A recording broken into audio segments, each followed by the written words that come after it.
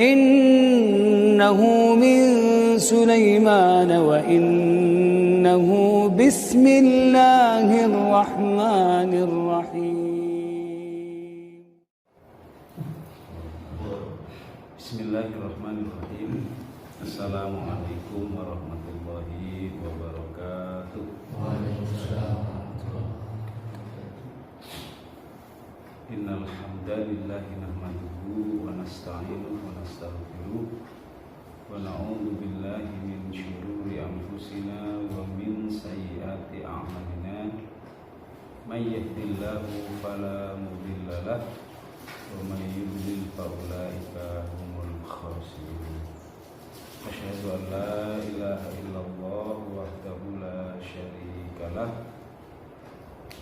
wa asyhadu anna Muhammadan abduhu wa rasuluhu la nabiyya wa la rasula ba'da.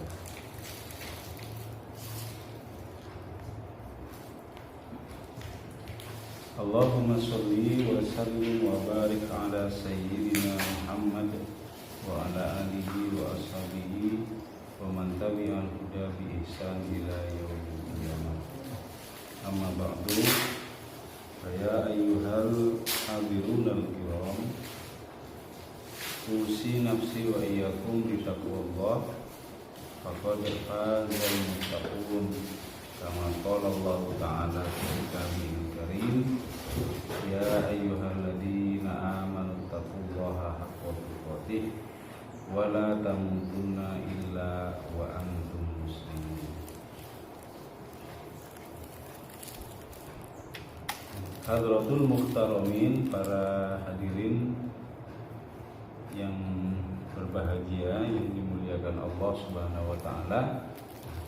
Alhamdulillah, kita bersyukur kehadirat Allah Subhanahu wa taala atas segala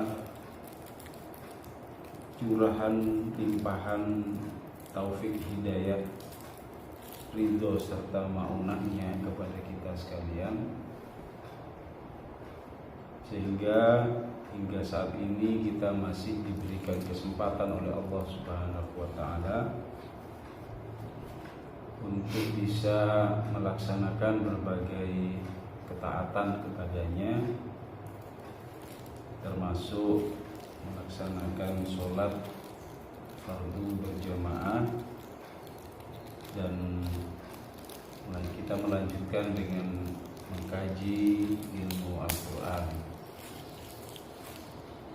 Mudah-mudahan kita berharap kepada Allah agar Allah berkenan untuk meridhoi dan merahmati semua persembahan ketaatan kita kepadanya.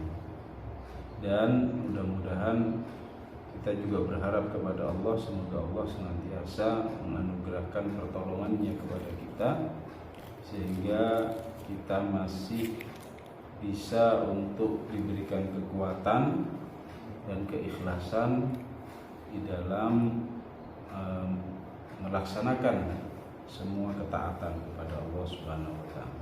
Amin.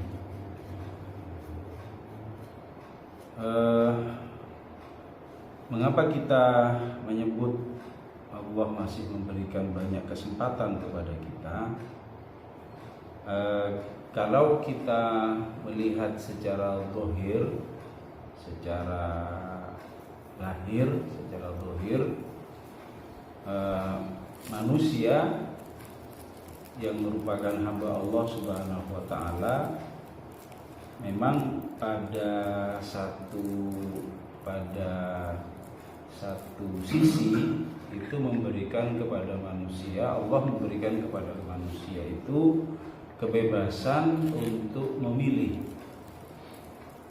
memberikan pada satu sisi itu kebebasan untuk berikhtiar atau memilih, yakni memilih untuk berada di jalan ketaatan kepadanya atau tidak. Memilih, manusia diberikan kebebasan untuk memilih apakah dia akan melaksanakan ketaatan atau ibadah kepada Allah Subhanahu wa taala atau tidak, memilih untuk taat atau memilih untuk maksiat, memilih untuk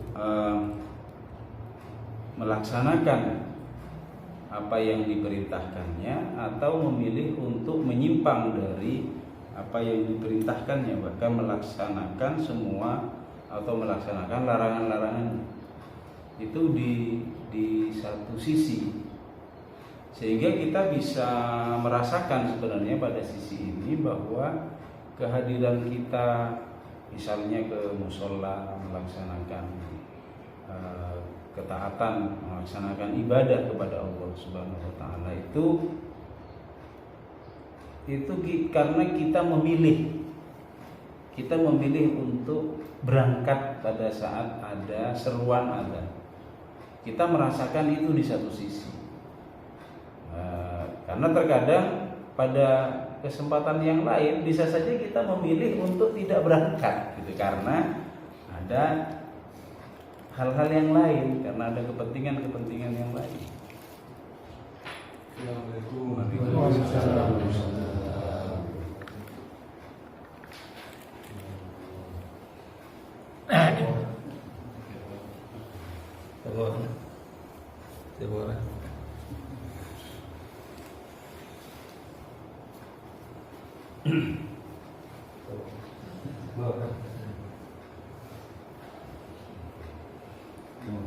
Jadi pada sisi ini kita merasakan bahwa kita oleh Allah Subhanahu wa taala memang diberikan kewenangan itu untuk berikhtiar, artinya memilih untuk melakukan atau tidak melakukan. Yang karenanya kemudian Allah Subhanahu wa taala menjanjikan di kesempatan tersebut, pada pilihan ini, ketika melakukan ketaatan Allah menjanjikan pahala dan keridhoannya.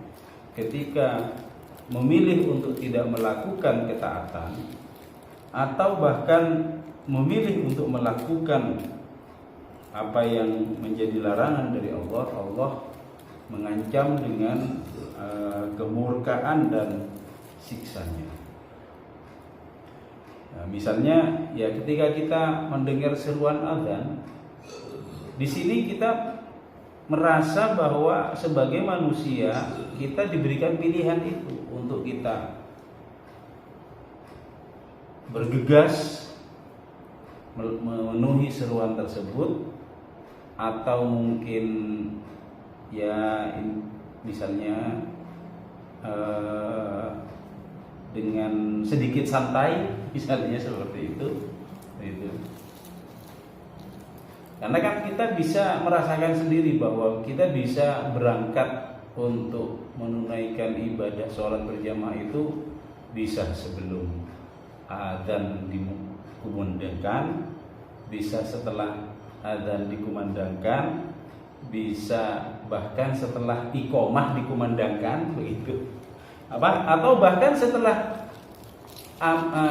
imam itu sudah terdengar tidak lagi menjaharkan bacaannya, berarti sudah masuk rakaat ketiga ini, karena sudah ada bacaan, baru kita berangkat. Itu kita bisa merasa kita bisa memilih, gitu. Ada pilihan-pilihan itu. Yang karenanya berdasarkan pilihan-pilihan itu, maka Allah menjanjikan atau Allah menjanjikan berbagai implikasi atau konsekuensi atas pilihan-pilihan tersebut.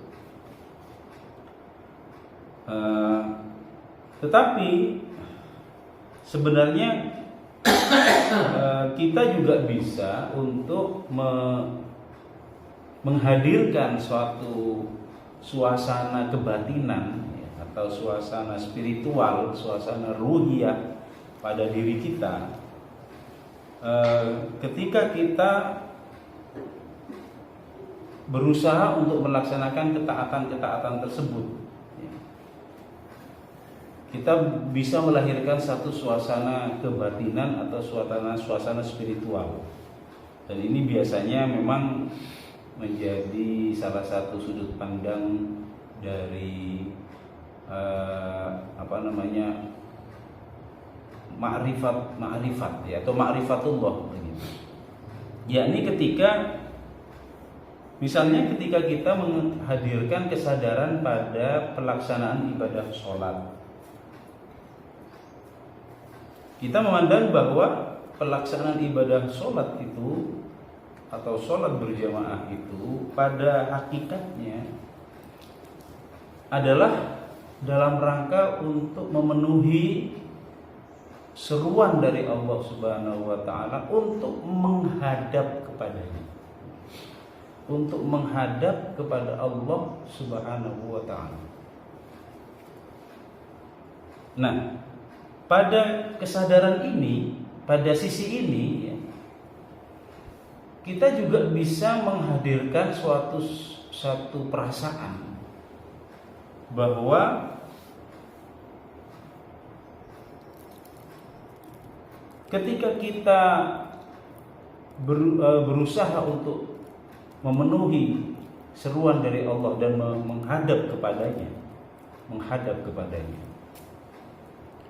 kita bisa menghadirkan satu perasaan atau satu kesadaran bahwa Allah telah memperkenankan diri kita untuk menghadap kepadanya. Allah telah memberikan kesempatan, Allah telah memberikan ruang, Allah telah membukakan pintu kepada kita untuk kita bisa menghadap kepadanya dan mengaturkan semua perasaan kita, mengaturkan semua rasa sukacita dan kebahagiaan kita, dan juga mengaturkan rasa gundah dan duka cita kita kepada Allah Subhanahu wa taala pada saat sholat. Pada saat kita sholat menghadap kepadanya.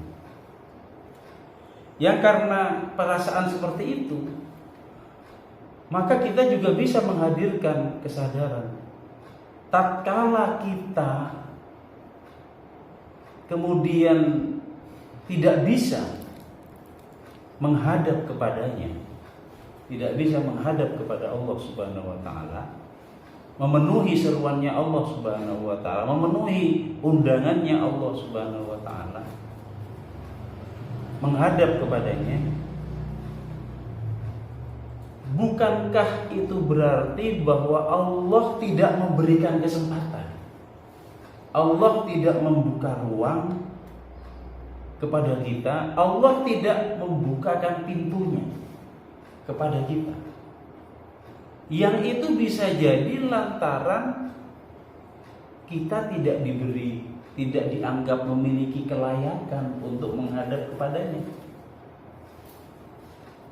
Kita tidak dianggap layak untuk diberikan kesempatan itu oleh Allah Subhanahu wa taala, yang bisa jadi karena hati dan pikiran kita itu telah banyak dirasuki oleh perasaan-perasaan yang tidak lagi mengistimewakan Allah. Karena apa? Karena kita meyakini yang pertama adalah bahwa Allah Subhanahu wa taala Maha mengetahui yang zahir maupun yang batin. Allah Maha mengetahui bukan saja yang kita tampakkan, yang kita nyatakan, maupun apa yang kita sembunyikan, apa yang kita yang ada pada hati dan pikiran kita. Maka tidak salah kemudian ketika kita memiliki pandangan, ketika kita tertahan dari kesempatan menghadap kepada Allah Subhanahu wa taala itu pada waktu-waktu terbaik, misalnya di awal waktu, itu kan waktu terbaik, waktu-waktu terbaik kita. Ketika kita terhalang dari hadir menghadap di waktu-waktu terbaik itu, lalu kita merasa bahwa Allah mengetahui bahwa apa yang ada di dalam hati dan pikiran kita itu menjadikan Allah tidak layak memberikan kesempatan kepada kita itu hadir di waktu-waktu terbaiknya. Kan bisa saja seperti itu. Karena kita menyadari bahwa Allah Maha mengetahui apa yang ada di dalam hati dan pikiran kita. Allah ya'lamu ma fis sudur. Allah Maha mengetahui. Lalu yang kedua, kita juga mengetahui, menyadari bahwa Allah itu muqallibal qulub, Maha membolak-balikkan hatinya manusia. Maha membolak-balikkan hatinya manusia. Maka ketika kemudian ada perasaan enggan atau paling tidak santai dalam memenuhi seruan,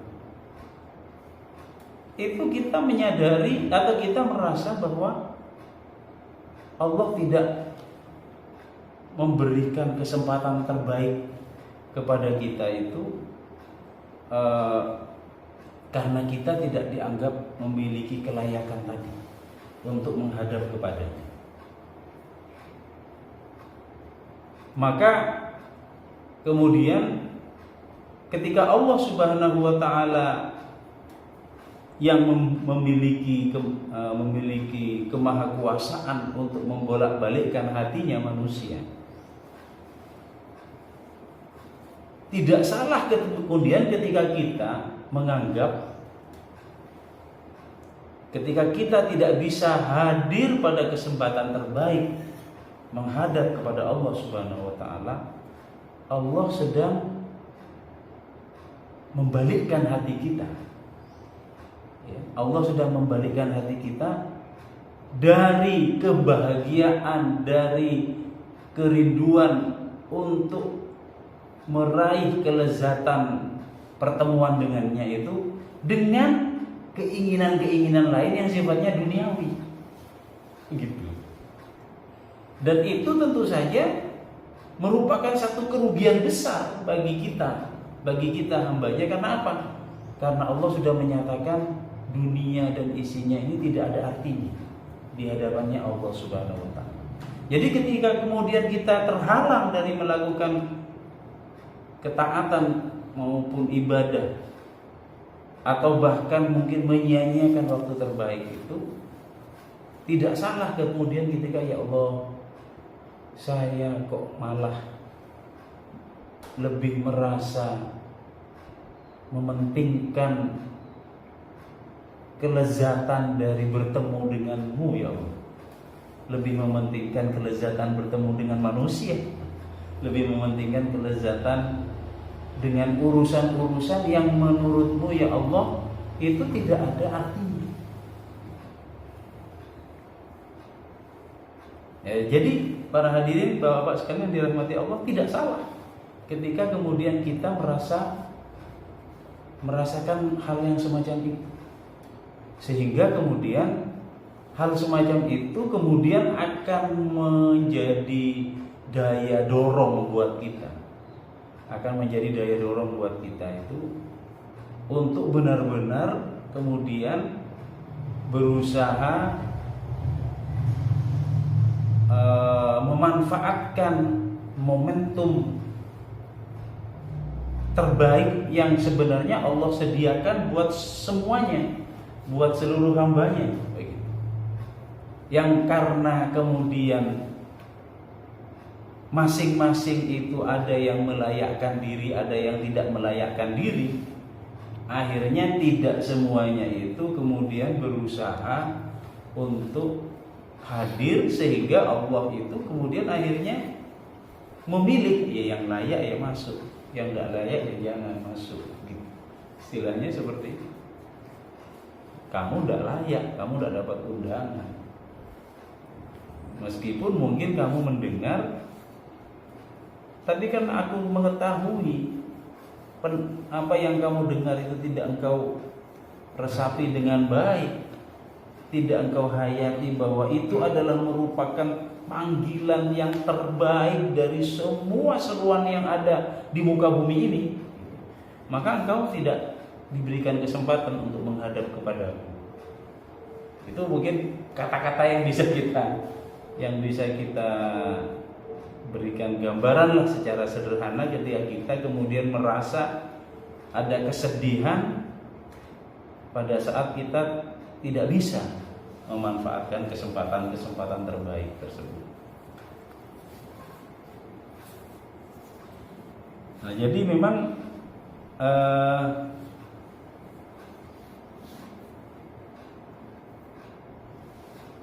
pada sisi inilah sebenarnya, yakni pada dimensi yang sifatnya spiritual atau yang sifatnya kebatinan ini, bukan aliran kebatinan, tapi maksudnya pada sisi spiritual inilah kemudian kita bisa membangun satu gambaran mengenai bagaimana kedudukan kita di hadapan Allah Subhanahu wa taala terkait dengan penghambaan dan ketaatan kita kepadanya. Ya katakanlah seperti halnya ya, kemarin itu kan ada mutasian itu di eselon 2, eselon 3 itu kan. Dan orang-orang yang dimutasi itu kemudian dipanggil untuk menghadap. Nah, mereka yang tidak dipanggil berarti mereka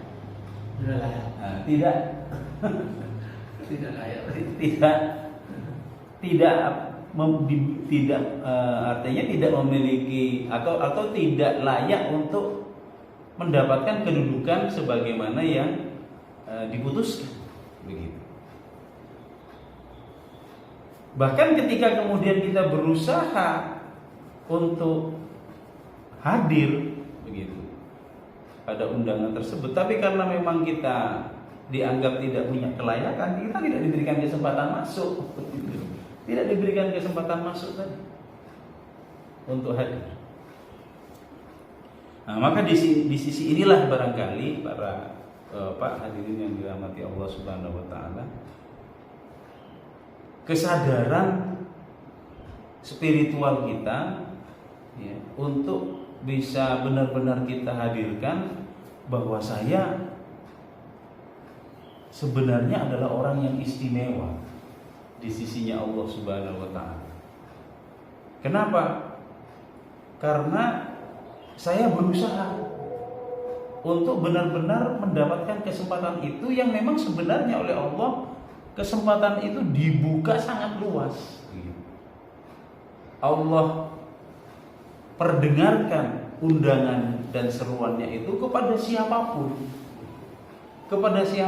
hatta kepada hewan dan tumbuhan sekalipun Allah perdengarkan seruannya itu, apalagi kepada manusia yang memang itu menjadi tujuan dari diserukannya itu adzan misalnya, dari diturunkannya Al-Quran. Baik para hadirin yang dirahmati Allah Subhanahu wa taala.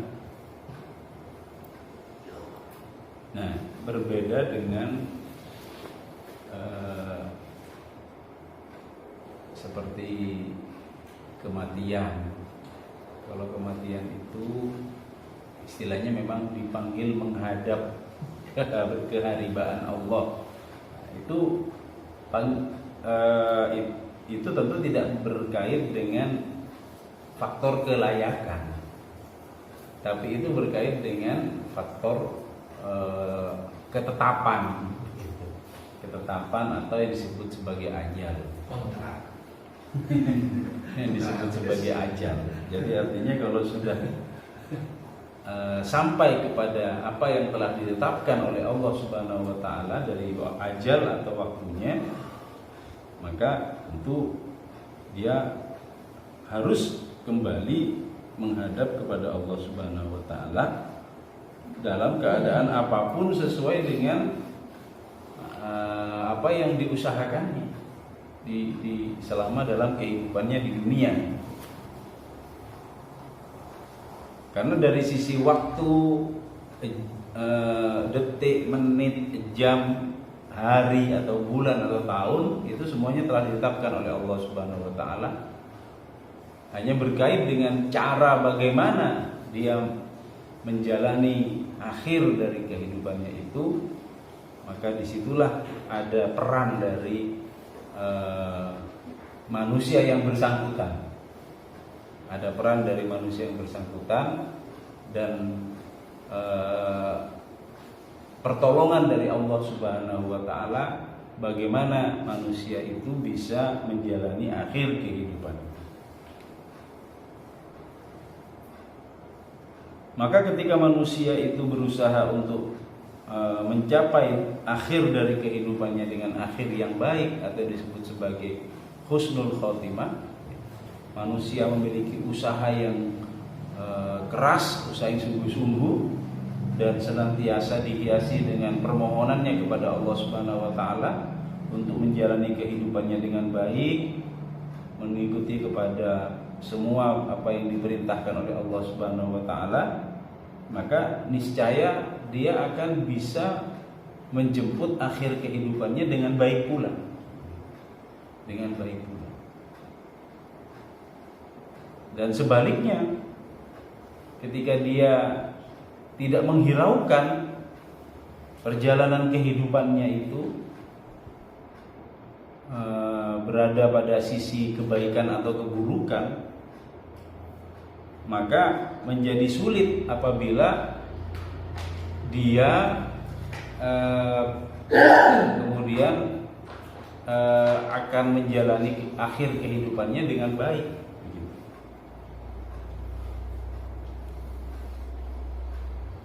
Karena semuanya memang telah dijanjikan oleh Allah Subhanahu wa taala, akhir kehidupan yang baik atau akhir kehidupan yang buruk itu selaras dengan upaya-upaya manusia di dalam menggapainya, di dalam mencapai akhir dari kehidupannya. Makanya kemudian kita ingat pesan Allah Subhanahu wa taala yang senantiasa diulang-ulang, yakni ya ayyuhalladzina amanu ittaqullaha haqqa tuqatih wa la tamutunna illa wa antum muslimun. Ya ayyuhalladzina amanu ittaqullaha haqqa tuqatih. Ini satu bagian, satu episode. Ya ayyuhalladzina amanu, wahai orang-orang yang beriman, ittaqullah haqqa tuqatih ini berbicara tentang episode kehidupan kita. Episode kehidupan kita yang harus senantiasa dibangun atas dasar ketakwaan kepada Allah Subhanahu wa taala dengan ketakwaan yang sebenar-benarnya. Yakni terikat dengan semua apa yang diperintahkannya dan apa yang menjadi larangan-larangannya dengan sebenar-benarnya. Nah, kemudian wala tamutunna illa wa antum muslimun, maka ini berbicara tentang bagaimana manusia itu mendesain akhir kehidupannya. Jadi kalau ittaqullah haqqa tuqatih itu berarti bagaimana manusia mendesain perjalanan kehidupannya, dan wala tamutunna illa wa antum muslimun, janganlah engkau sampai kepada kematianmu, kata Allah, illa wa antum muslimun, kecuali kalian berada dalam keadaan berserah diri menjadi kaum muslimin, ya, menjadi orang Islam, menjadi orang yang berserah diri dalam kepada Allah Subhanahu wa taala. Jadi ayat ini berbicara tentang bagaimana manusia mendesain kehidupannya, ya, dan bagaimana manusia itu berusaha untuk mendesain pula akhir kehidupannya. Begitu. Nah, berbeda. Dan ketika manusia berusaha untuk mendesain kehidupannya mengikuti kepada apa yang diperintahkan, apa yang menjadi perintah dan larangannya Allah, apa yang menjadi syariahnya Allah Subhanahu wa taala, Nah, maka disinilah kemudian kita juga bisa menghadirkan satu kesadaran-kesadaran yang sifatnya spiritual. Satu kesadaran sifatnya spiritual tadi, yakni kita merasa bersyukur kehadirat Allah Subhanahu wa taala manakala kita bisa diberi kesempatan ya, ketika Allah meminta atau menyeru kepada kita untuk menghadap kepadanya pada waktu-waktu tertentu, kita bisa mengupayakan itu dengan upaya-upaya terbaik kita, dengan upaya-upaya terbaik kita, dengan kita berusaha menghadirkan kelayakan pada diri kita untuk kita bisa menghadap kepadanya. Tentu dalam rangka semuanya itu agar Allah meridhoi kita, agar Allah meridhoi kita.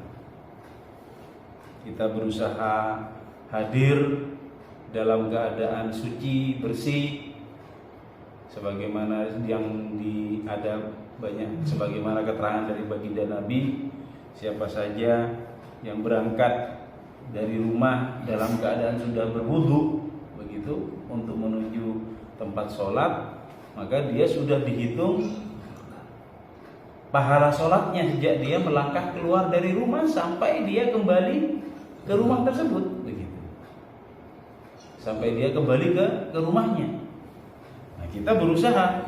Jadi kalau kemudian kita berangkat dalam keadaan belum berwudu dan berwudunya kita itu di masjid atau di musola, maka kesempatan itu tidak kita dapatkan begitu. Kesempatan itu tidak kita dapatkan.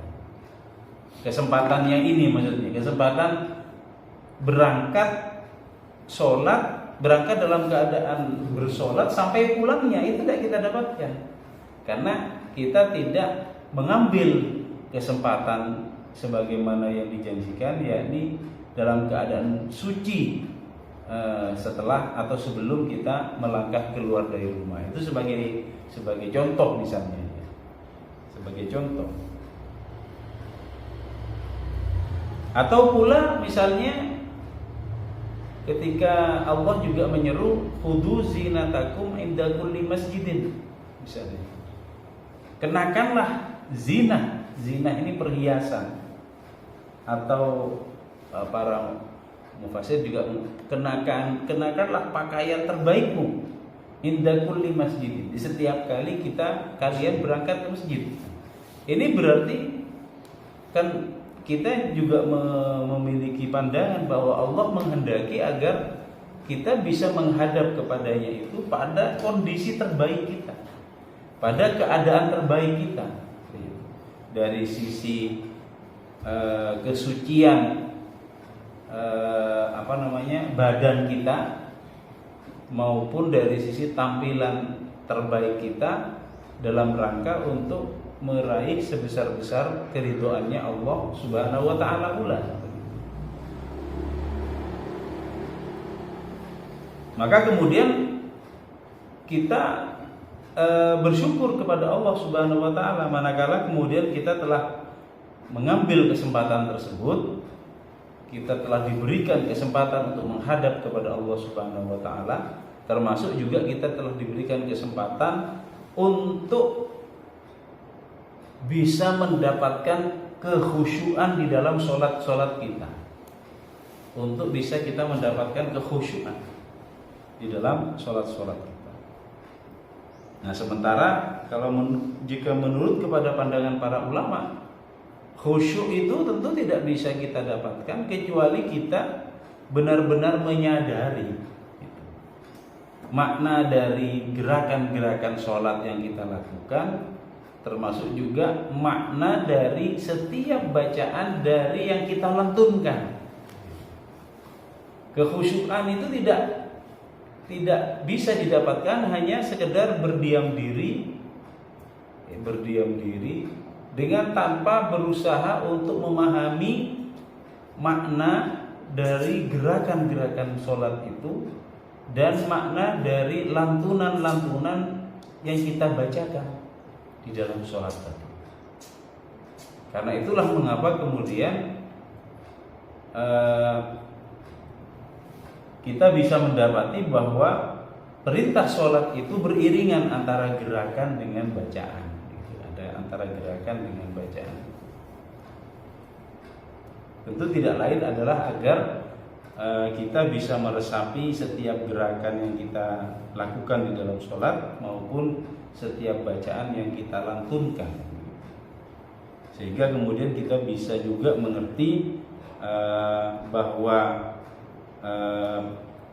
bacaan ini sesuai dengan apa yang dikehendaki atau bacaan ini tidak sesuai dengan apa yang dikehendaki.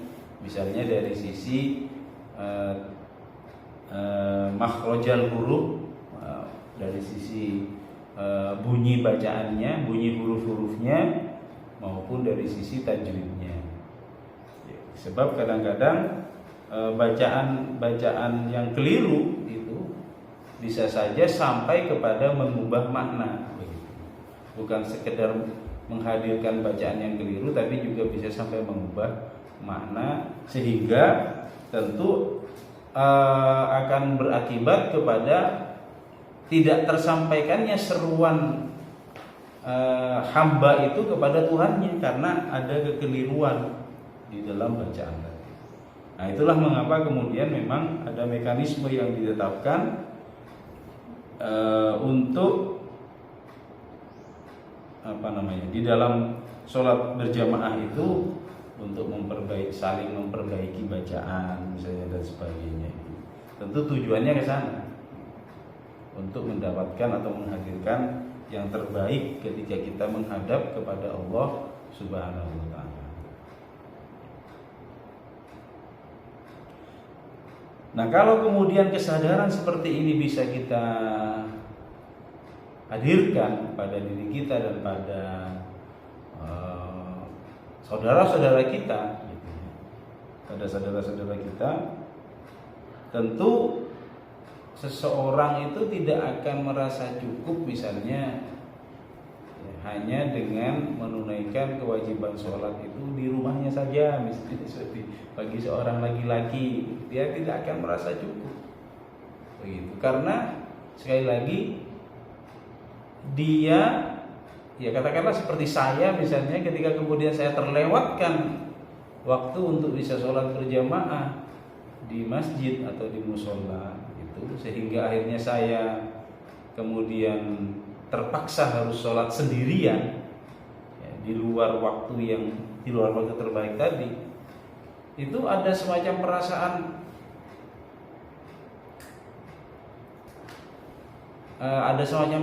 Allah tidak memberikan kesempatan, gitu. Tidak memberikan kesempatan kepada saya untuk mendapatkan yang terbaik darinya, gitu. Bahkan termasuk ketika misalnya seperti saya terlambat masbuk misalnya gitu, masbuk, walaupun itu sudah masbuknya itu masih bisa mendapati bacaan sebagian Al-Fatihah, atau mendapati hanya bacaan surah saja, masih mendapatkan rakaat pertama dari imam gitu. Saya merasa ini artinya Allah tidak memberikan kesempatan kepada saya itu untuk melantunkan doa iftitah. Karena tidak mungkin kita melantunkan doa iftitah sementara imam sudah menjaharkan bacaan Fatihah atau bacaan surah begitu. Tidak boleh begitu. Seorang makmum itu ketika dia mengikuti imam, lalu imam itu sudah mulai membaca Fatihah, maka makmum itu wajib menghentikan bacaan iftitahnya, bukan menyelesaikannya. Karena bacaan imam itu yang sifatnya wajib, Al-Fatihah itu menjadikan makmum itu wajib untuk mendengarkannya. Makanya kemudian ketika saya misalnya tidak mendapati takbiratul ihram bersama imam, itu ada satu kerugian, yakni tidak bisa melantunkan iftitah. Bahkan ada semacam perasaan jangan-jangan Allah tidak memberi kesempatan. pada saat sholat ini kepada saya untuk melantunkan doa iftitah. Padahal di antara ragam doa iftitah itu ada bacaan-bacaan yang memang, karena doa iftitah itu kan beragam. Saya terkadang juga membaca misalnya Allahumma ba'id baini wa baina khotoyaya kama ba'atta bainal masyriqi wal maghrib. Ini kan doa yang dahsyat sekali. Salah satu doa iftitah yang juga diajarkan oleh baginda Nabi. Selain wajjahtu wajhiya lillazi fataras samawati wal ardi ila akhir itu, ada juga salah satu yang disunnahkan dalam doa iftitah itu Allahumma ba'id baini wa baina khotoyaya. Ya Allah, jauhkanlah antara diriku dengan kesalahan-kesalahanku sebagaimana Engkau menjauhkan antara timur dengan barat. Engkau memisahkan antara timur dengan barat. Ini doa yang oleh Allah itu pasti akan didengar. Karena doa yang kita lantunkan di dalam sholat kita, apalagi sholat berjamaah kita. Karena dalam satu keterangan itu disebutkan bahwa Allah tidak menolak, tidak akan tertolak pahala orang yang sholat berjamaah. Meskipun mungkin tidak semuanya diterima dari sholat kita, tapi pasti ada yang diterima kalau kita sholat berjamaah. Nah, kalau sholat sendirian belum tentu, ada keterangannya. Nah, jadi makanya kemudian perasaan seperti itu menjadi muncul. Kan rugi ketika kemudian kita tidak mendapatkan kesempatan memanjatkan doa tersebut, doa iftitah itu maksudnya. Lantaran kita mungkin, atau saya kadang-kadang itu mau wudu masih nunggu adzan. Mau tak adzan tak wudu, mengutar hem, kiyaku masih dianggap sebagai masih dianggap lampu kuning masih. Tarhem masih lampu kuning masih siap-siap mau berangkat, tapi belum siap pasti itu, padahal sudah lampu kuning itu. Nah, ini jadi ada banyak dari kelalaian diri ini yang memang bisa kita tanggulangi atau bisa kita terapi dengan kita menghadirkan kesadaran yang sifatnya spiritual tadi. Kita menghadirkan kesadaran spiritual. Karena kalau kita hanya bersandar kepada keadaan fisik kita, ya kita tidak bisa menghadirkan banyak kesadaran. Maksudnya itu karena katakanlah seperti kita berangkat ke masjid atau mushola untuk mereka berjamaah, kita pulangnya ya sama saja keadaannya. Keadaannya sama saja kalau secara fisik ya seperti tetap saja keadaannya begitu.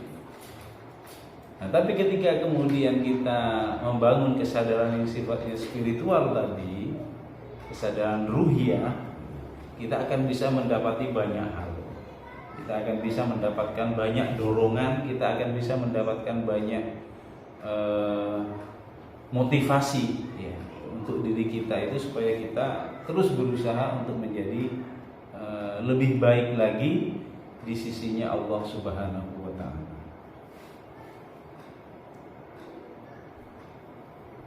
Mungkin sementara demikian dulu Bapak sekalian yang dirahmati Allah, dari apa yang bisa kita upayakan secara spiritual ya, secara perasaan kebatinan kita ketika kita berusaha menunaikan ketaatan kita kepada Allah Subhanahu wa taala. Dan saya pikir itu tentu juga tidak hanya sebatas pada hal-hal yang sifatnya ubudiyah saja, yang sifatnya ibadah-ibadah mahdhah saja, tapi pada berbagai bentuk ketaatan kita kepada Allah begitu. Berbagai bentuk ketaatan kita kepada Allah di luar yang sifatnya ubudiyah, di luar yang sifatnya ibadah mahdhah. Pada hal-hal yang lain. Tentu kalau kita hanya menghadirkan kesadaran fisik kita, kesadaran material kita, maksudnya itu dorongan itu tidak akan banyak memberikan, tidak akan banyak dirasakan, karena memang pahala yang Allah janjikan, ridho yang Allah janjikan, maghfirah yang Allah janjikan itu tidak banyak berupa hal-hal yang sifatnya material. Tidak banyak berupa hal-hal yang sifatnya material. Dan itu sekaligus menjadi ujian buat kita.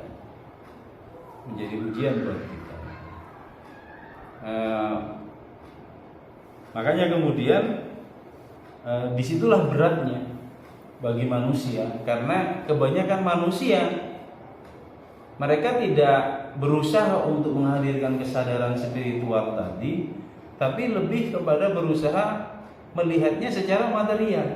Oleh apa gitu? Oleh apa benar? Seperti itu kadang-kadang.